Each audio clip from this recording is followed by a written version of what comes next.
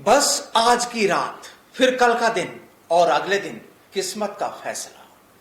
दरअसल यहां 5 नेताओं की किस्मत का फैसला तो होना ही है, लेकिन यहां कांग्रेस और भाजपा की तकदीर भी देखी जाएगी, क्योंकि परसों यानी 10 जून को राजस्थान में राज्यसभा चुनाव है। और तकदीर की बात भी यहां इसलिए कि कुर्सी 4, बैठने वाले 5 और यहां चल रही भीतर घात। नमस्कार, मैं हूं आपके साथ प्रदीप आजाद। राजस्थान की सियासत यानी राजस्थान की सियासी पिक्चर रिलीज होने में बस अब कल का दिन बाकी है। उदयपुर में चल रही कांग्रेस की बाड़ाबंदी का कल द एंड हो जाएगा और कांग्रेस के पाले में बैठे तमाम विधायक जयपुर आ जाएंगे। परसों 10 तारीख को ये पिक्चर बड़े पर्दे पर या बड़े लेवल पर रिलीज हो जाएगी, हिंदुस्तान लेवल पर। दरअसल इस सियासी पिक्चर में 2 कांग्रेस और 1 भाजपा की कुर्सी तो तय है। बस जो झगड़ा है वो 1 कुर्सी पर है, क्योंकि यहां कुर्सी 1 और उस पर बैठने वाले 2। तो बात यही कि वो कुर्सी भाजपा समर्थित निर्दलीय प्रत्याशी जो है सुभाष चंद्रा के पास जाती है या फिर कांग्रेस के तीसरे उम्मीदवार के पास। और माना जा रहा है कि इसीलिए एक तरफ कांग्रेस तो दूसरी तरफ भाजपा बाड़ाबंदी में जुटी है। अपने से पराए हुए, रूठे हुए और आंखें दिखाने वाले विधायकों को खुश किया जा रहा है, उन्हें सहलाया जा रहा है ताकि हुजूर मान जाए। दरअसल ये खेल दोनों ही तरफ से खेला जा रहा है, क्योंकि यहां ना तो भाजपा और ना ही कांग्रेस ये चाहती है कि उनकी मेहनत पर पानी फिरे।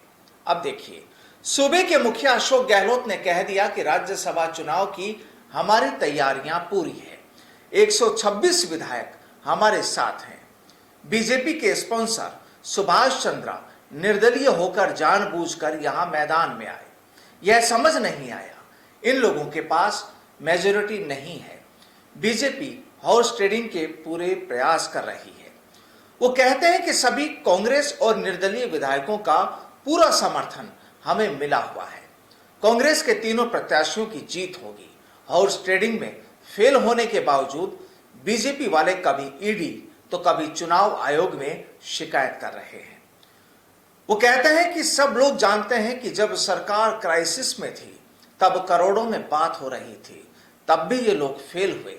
आज इन्हें राजस्थान को बचाने की कोशिश करनी चाहिए, लेकिन बीजेपी के लोग लोकतंत्र तोड़ रहे हैं। खैर, अशोक गहलोत चाहे जो कह लें, लेकिन राज्यसभा चुनाव से पहले नाराज हुए कांग्रेसी विधायक सीएम गहलोत के मनाने पर एक बार मान गए हैं, लेकिन नाराजगी फिर उभरने की आशंकाएं हैं।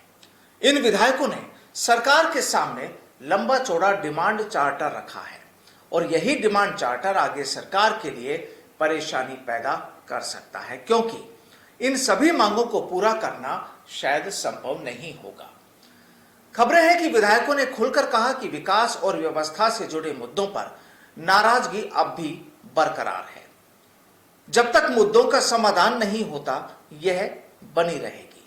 आपको बता दें कि कांग्रेस और निर्दलीय विधायकों को मिलाकर करीब 20 विधायकों ने सीएम गहलोत के सामने लंबी चौड़ी मांगे रखी है और आगे इन विधायकों का आक्रोश और तेज होने के संकेत भी मिल रहे हैं। चुनावी साल नजदीक आने की वजह से विकास के वायदे पूरे करने के लिए विधायकों पर जनता दबाव बनाएगी।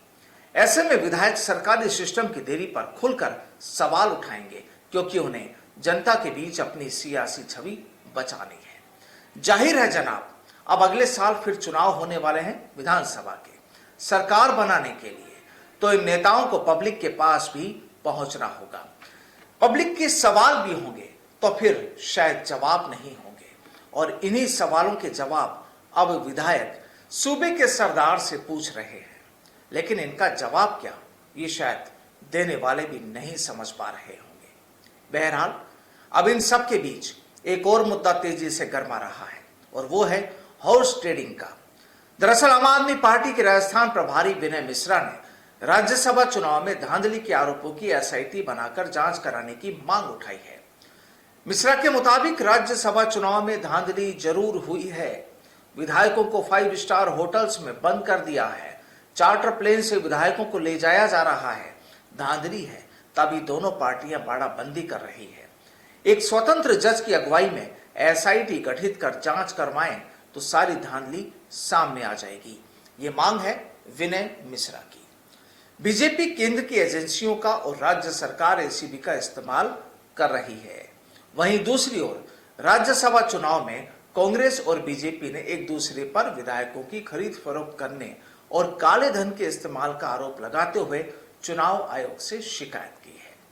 लेकिन कांग्रेस के ही विधायक ने इन आरोपों पर सवाल उठा दिए हैं। सचिन पायलट समर्थक विधायक वेद प्रकाश सोलंकी ने कहा, कोई हॉर्स ट्रेडिंग नहीं हो रही है, जांच तो तब होगी जब आप नाम के साथ शिकायत करें कि इन पर शक है, और यदि शिकायतें की जा रही है तो वह नामजद होनी चाहिए ताकि उसकी जांच हो सके और सच सामने आए। यहां सोलंकी कहते हैं कि उनसे तो किसी ने संपर्क किया नहीं, उन्हें हॉर्स ट्रेडिंग जैसी कोई चीज नजर नहीं आ रही। दरअसल पहले बीजेपी नेताओं ने ईडी को चिट्ठी लिखकर कांग्रेस विधायकों और निर्दलीय सहयोगी दलों के विधायकों को मनाने में और बाड़ाबंदी में काले धन के इस्तेमाल पर एक्शन लेने की मांग की, और इसके बाद देर रात कांग्रेस नेता भी सक्रिय हुए और चुनाव आयोग को लेटर लिखकर बीजेपी और सुभाष चंद्रा पर हॉर्स ट्रेडिंग के आरोप लगाए। तो कुल मिलाकर बात यह कि बस एक दिन का वक्त बाकी, फिर सब कुछ शांत, सियासी तमाशा खत्म हो जाएगा, नेता अपने अपने घरों को लौट जाएंगे, पब्लिक ताली बजाएगी और बस यही कहेगी, भाई वाह। नमस्कार।